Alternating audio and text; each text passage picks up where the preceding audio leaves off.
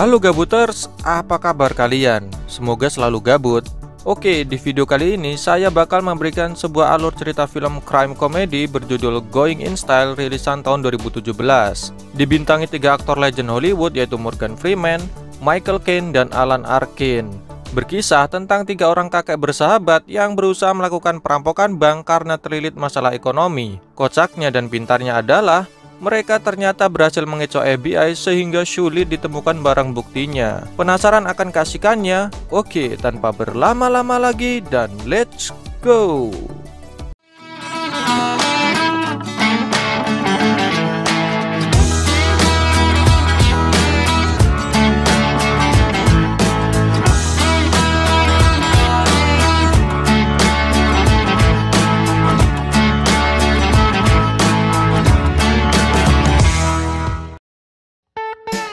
Film dibuka dengan memperlihatkan seorang kakek bernama Joe yang sedang datang ke sebuah bank bernama WSB. Maksud tujuannya adalah untuk menanyakan soal gaji dari perusahaan di mana dia bekerja, sekaligus menanyakan soal utang bank yang dia miliki.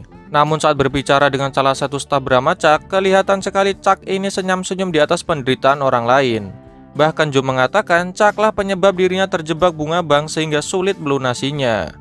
Dan dirinya juga telah menerima surat kuning yang artinya dia diperingati jika tidak segera membayar maka rumahnya akan disita. Padahal Joe sedang membiayai sekolah cucunya, ditambah anak dan cucu Joe tinggal bersamanya. Emang kampret si Chuck ini guys. Tapi tak lama kemudian tiba-tiba datang kawanan perampok ke bank tersebut. Semua orang panik dan langsung disuruh tiarap sembari bergaya kucing. Salah seorang perampok kemudian mendatangi kantor Chuck karena si Chuck ini sangat cerewet sekali sehingga perampok tersebut muak. Joe lalu memberikan uangnya dan melihat sebuah tato bergambar samurai dan ini sebuah petunjuk. Namun sang perampok mengembalikan uang Joe karena dia tidak mau mengambil uang dari kakek-kakek terlebih sedang terlilit hutang dan dirinya bilang sudah jadi kewajiban budaya untuk mengurus orang yang lebih tua. Perampok ini pun menyalahkan Chuck akibat hutang yang dimiliki Joe. Dia menganggap Chuck penyebab rumah kakek itu juga akan disita. Dia pun meminta uang Chuck lalu memberikannya ke Joe. Tak lama kemudian kawanan perampok ini pergi dari sana dan si Chuck malah ngompol guys. Ngakak. Joe lalu dimintai keterangan oleh FBI mengenai kejadian tersebut. Dia tentu bilang kalau perampok itu punya tato samurai di lehernya. Dan FBI bisa melacak keseniman tato itu dan mereka akan mendapatkan perampoknya. Tapi anggota FBI bernama Arlen mengatakan butuh lebih banyak dari itu. Lagi pula Joe adalah kakek-kakek dan tidak mengerti soal penyelidikan kriminal. Joe pulang dijemput oleh anaknya dan cucunya bernama Brooklyn untuk pulang ke rumah. Malam harinya Joe melihat TV dan mendengar pernyataan Arlen. Dan kalian tahu, Arlen mengutip pernyataan Joe saat di kantor FBI tadi siang. Esoknya Joe berolahraga di taman lansia kayaknya nih guys. Di sana ada sahabatnya yaitu kakek Albert dan Willie. Mereka bertiga sendiri sudah seperti keluarga karena sangat-sangat dekat. Willie lalu memberitahu bahwa dia mendapat surat pensiun dari perusahaan dan ternyata Albert maupun Joe juga mendapatkannya. Kebetulan mereka bekerja di perusahaan yang sama ya guys. Nah, di sini tentu mereka butuh uang pensiunnya. Setelah itu, seluruh pekerja dikumpulkan oleh petinggi perusahaan dan di sana dirinya mengatakan bahwa produksi perusahaan sementara akan dipindahkan ke Vietnam dan otomatis para pekerja akan diberhentikan karena tidak ada kegiatan produksi. Semua pekerja kaget dikarenakan hal tersebut. Ditambah perusahaan juga tidak akan memberikan dana pensiun. Ributlah suasana di sana. Ini hantaman bagi Al, Willie dan Joe karena uang pensiun itu satu-satunya harapan mereka. Mereka bertiga kemudian seperti biasa nongkrong di bar langganannya, sembari memikirkan bagaimana cara bertahan hidup karena sudah tidak memiliki pekerjaan dan hutang bank juga melilit. Tiba-tiba kakek Joe malah memancing-mancing mengenai perampokan bank yang dia alami kemarin. Ada apa sih Joe ini? Butuh istighfar kayaknya. Malam harinya mereka menonton TV bersama. Dan sudah hal lumrah kalau rumah Al juga rumah Joe dan Willie maupun sebaliknya. Karena sudah larut, Joe lalu memutuskan pulang ke rumah. Dan di saat itulah dia melihat surat berwarna merah dari bank yang menandakan kalau rumah Joe akan disita tidak lama lagi akibat dia tidak membayar utang bank. Esoknya Willie pergi ke dokter karena memang memiliki masalah kesehatan yaitu ginjalnya. Namun dirinya tidak pernah cerita ke Al maupun Joe karena tidak ingin sahabatnya tersebut khawatir. Padahal menurut dokter, Willie harus segera menemukan pendonor, jika tidak maka bisa mengancam nyawanya. Sementara itu, Albert sedang mengajari cucu dari temannya bermain musik.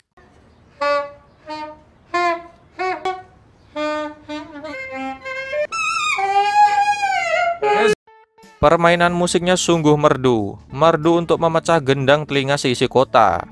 Al pun bilang ke Annie kalau Ezra sebenarnya tidak berbakat di musik dan sebaiknya segera dihentikan. Dan bocah itu sendiri malah niat untuk ikut kelas menari, guys. Halah, kalau menurut saya sebaiknya dia dikirim ikut perang aja lah. Di sini terlihat kalau Annie menyimpan perasaan ke Albert, guys. Walaupun udah tua, tapi jiwa muda tetap membara. Sementara itu, Joe seperti biasa menjemput Brooklyn di sekolahnya. Hal ini dilakukan karena memang ayahnya sudah lama bercerai dengan sang ibu. Ditambah Brooklyn memang tidak menyukai perangai ayahnya yang buruk. Otomatis Joe menjadi penggantinya dan harusnya dia beruntung karena cucunya tersebut adalah anak pintar. Malamnya, Joe, Willy, dan Al kembali makan bersama seperti biasa. Terlihat kalau di sana memang diisi oleh orang-orang tua dan di hari itu juga, ternyata Willy berulang tahun sehingga Joe dan Al memberikan hadiah kepadanya. Tak lama kemudian, Joe nyeletuk ingin merampok bank. Kaget dong temennya, masih waras gak sih Joe ini, pikir mereka. Mereka awalnya masih menganggap Joe bercanda saja. Tapi Joe lalu mengeluarkan surat penyitaan rumahnya dan akhirnya Willy maupun Al serius menanggapinya. Mereka bilang, kenapa kok nggak kasih tahu soal itu? Joe balas, untuk apa bilang? Mereka juga sama-sama bangkrut dan susah uang. Joe lantas meyakinkan kalau merampok bank nggak ada ruginya. Kalaupun mereka tertangkap, mereka akan dirawat lebih baik dan diberi makan 3 kali sehari oleh polisi dan itu lebih baik dari sekarang.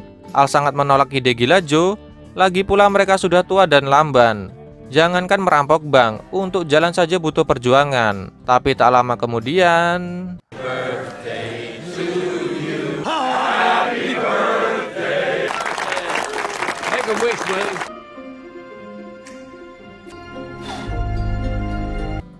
Sepulangnya dari sana, Willy menelpon Joe dan bilang terfikir soal perkataan temannya itu. Willy mengatakan ingin hidup lebih baik dan mau bertemu keluarganya lebih dari sekali dalam setahun. Dia pun agaknya setuju dengan rencana Joe tersebut. Namun karena mereka bukan kriminal, Willy dan Joe sepakat mengambil uang tidak lebih dari kebutuhan mereka. Sama aja lah mbah. Al pun dibangunkan untuk ikut. Tapi karena dia yang paling keras menentang sehingga menolak ajakan tersebut. Namun setelah dibujuk kedua sahabatnya, Al malah kepikiran dan ya kayaknya ikut sih ya. Besoknya ketiga kakek ini berencana mencuri dahulu di toko swalayan. Ngetes ilmu dulu cuy. Yang akan masuk adalah kakek Joe dan Willy. Untuk Al sendiri, dia disuruh menunggu di mobil dan sebenarnya tidak tahu kalau rekannya tersebut ingin melakukan sebuah pencurian. Misi dilancarkan dan mereka berdua diam-diam ambil sana, ambil sini, ngutil sana, ngutil sini, tobat mbah. Namun ternyata Al malah ikut masuk dan kebetulan Annie bekerja di sana sehingga membantunya mengambil belanjaan. Di lain sisi, security toko sebenarnya sudah curiga dengan gelagat kakek-kakek ini karena namanya orang mencuri pasti kelihatan gitu guys. Willy duluan keluar membawa barang hasil curian yang sangat banyak, namun dirinya kesulitan menemukan mobilnya.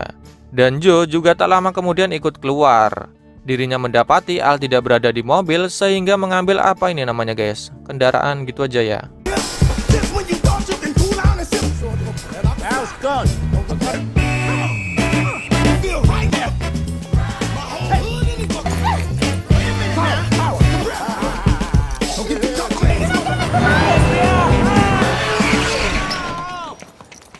Dan seperti tebakan kita, mereka tertangkap. Manajer toko tersebut sampai terheran-heran bagaimana bisa 3 kakek-kakek mencuri barang di tokonya sebanyak itu. Walaupun sang manajer sadar bahwa dia 30 atau 40 tahun lagi juga jadi kakek-kakek sih ya. Dia lebih heran dengan Al kenapa lari padahal dia tidak mencuri. Al bilang dia dikejar petugas keamanan dan otomatis dia lari dong. Karena manajer toko tersebut baik hati, ketiga kakek ini pun dilepaskan dan diberi kupon belanja agar tobat dan tidak mencuri di tokonya lagi. Kalau mau nyuri di toko lain katanya. Al kemudian marah dan tak mau berurusan dengan kejahatan Willy maupun Joe. Dia pulang sendirian menggunakan mobilnya. Sedangkan Joe dan Willy belum juga tobat, malah mereka berpikir butuh bantuan penjahat profesional untuk membantu rencana tersebut. Dan orang profesional itu adalah menantu alias ayah Brooklyn yang bernama Murphy. Murphy sendiri awalnya kaget kenapa Joe datang, tapi ya bagaimana lagi, karena takut kualat dia pun mempersilahkan Joe dan Willy masuk. Dia sekarang sudah tobat dan berjualan obat-obatan medis guys. Joe tanpa basa-basi langsung mengutarakan maksudnya datang ke sana, yaitu minta bantuan Murphy untuk mencarikan orang yang bisa melakukan hal-hal buruk. Murphy awalnya bingung tapi kemudian tahu maksud dari mertuanya tersebut. Setelah itu, mereka kembali makan di bar langganan. Al ternyata datang ke sana dengan raut wajah sumringah. Kalian tahu kenapa? Dia baru saja berenchelole dengan Annie, tapi saya nggak tampilkan. Bahaya guys. Willy lalu membaca sebuah berita di koran bahwa ternyata bank mereka yaitu WBS mengambil seluruh dana pensiun dari perusahaan tempatnya bekerja untuk dikelola begitulah. Marah dong mereka dan kaget. Akhirnya karena tak lagi punya pilihan, Albert alias Al akan ikut misi merampok bank tersebut. Why is he gonna help us? Man, that's like a pillow. Yeah.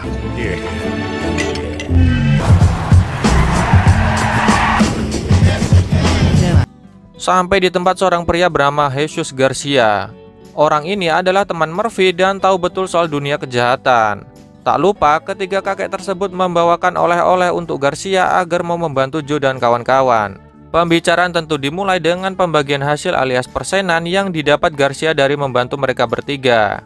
Pembicaraan cukup alot karena kalau udah masalah uang ini emang susah guys. Ditambah Garcia ragu soal ketiga kakek ini. Mereka pasti lamban dan bisa dengan mudah ditangkap polisi.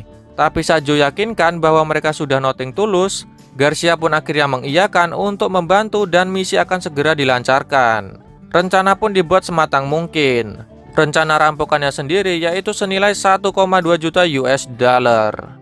Namun Willy malah tambah gendeng dengan bilang, gimana kalau kita ambil lebih? Kacau emang bah ini. Mereka lalu memberitahu Garcia soal bank targetnya.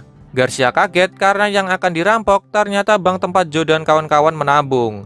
Dan ini aneh karena biasanya orang tidak akan merampok banknya sendiri. One entrance, one emergency.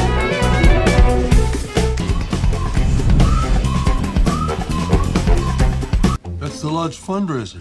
Solid alibi. Satu lagi hal penting, mereka harus punya alibi kuat. Maka Joe, Willy, dan Al akan memanfaatkan acara penggalangan dana panti jompo yang bisa jadi alasan kuat mereka sehingga bisa menyulitkan aparat nantinya.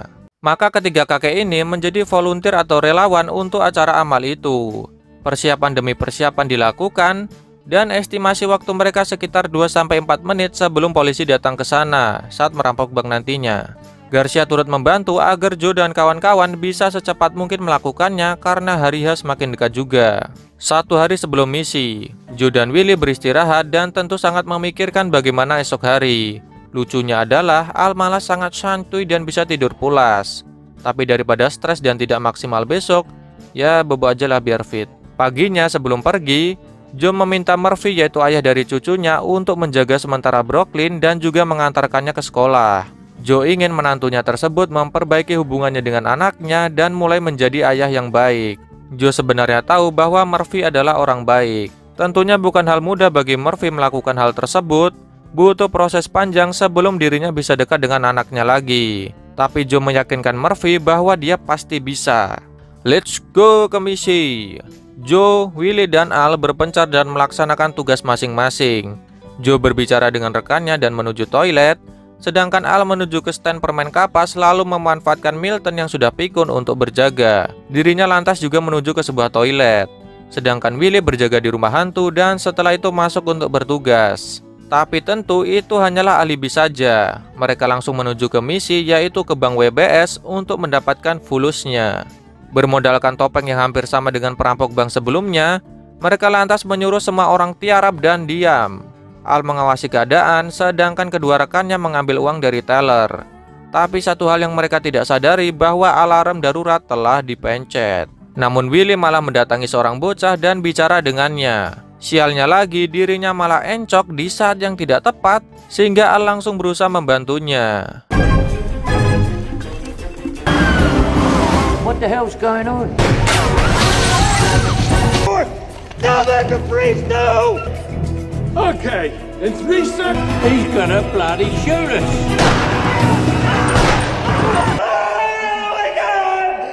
Blanks, you dipshit. Misi selesai. Joe dan kawan-kawan tancap gas keluar dari bank tepat jam 2.49 siang. Willy meminta maaf karena mengalami encok di saat yang tidak tepat. Di lain sisi, FBI baru saja datang beberapa menit kemudian, sehingga otomatis Joe dan kawan-kawan udah kabur wush sejauh mungkin, membawa tas berisi fulus yang sangat banyak. Malamnya, ketiga kakek ini berpesta ria merayakan keberhasilan misi mereka. Mereka makan-makan di restoran mahal, sembari menikmati musik kelas masyarakat kaya. Setelah itu, karena sudah mabuk berat, membuat ketiga kakek ini sempoyongan. Sialnya, Willy tiba-tiba kesakitan dan tidak mampu berdiri.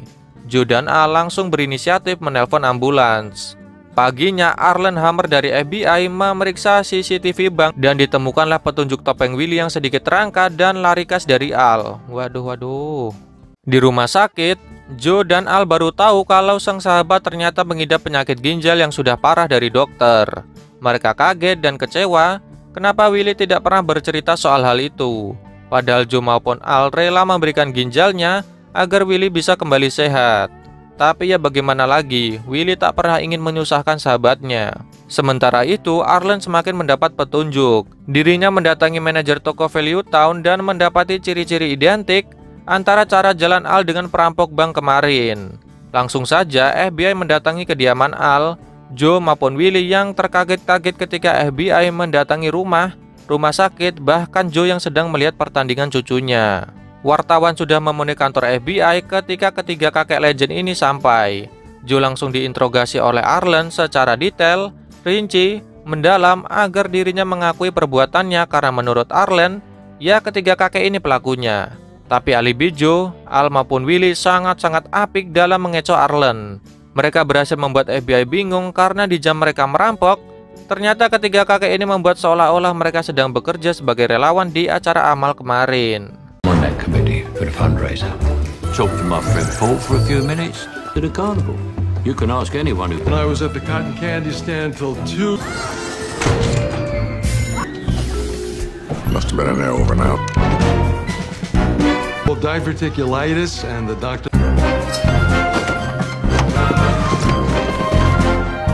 So from 2:30 to 3. Ya, tentu saja dari rekaman CCTV, ketiga kakek ini memang benar berada di acara amal ketika perampokan terjadi, padahal itu udah pakai strategi matang guys.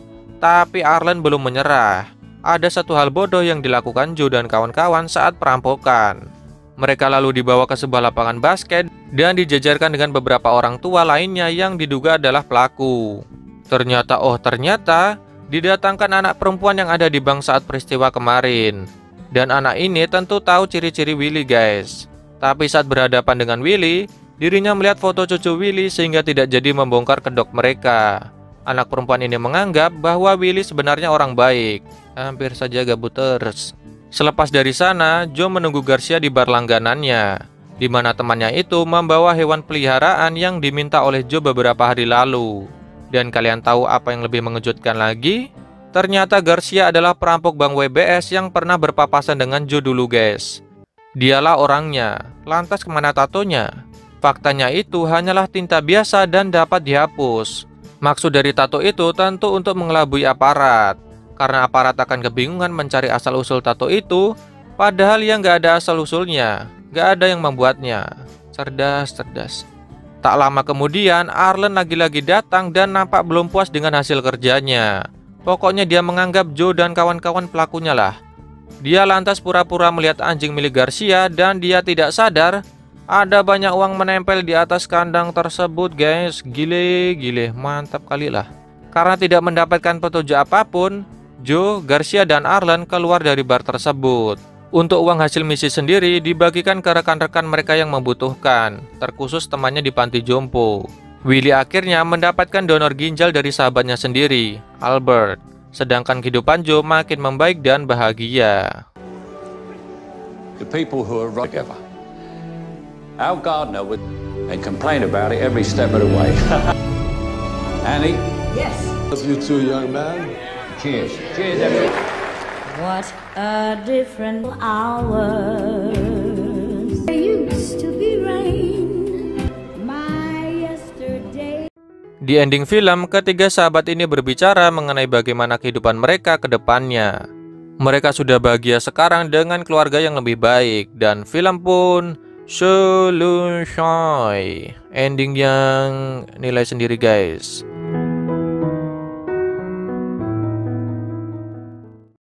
Oke guys, begitu saja alur cerita film Going in Style yang mantap lah.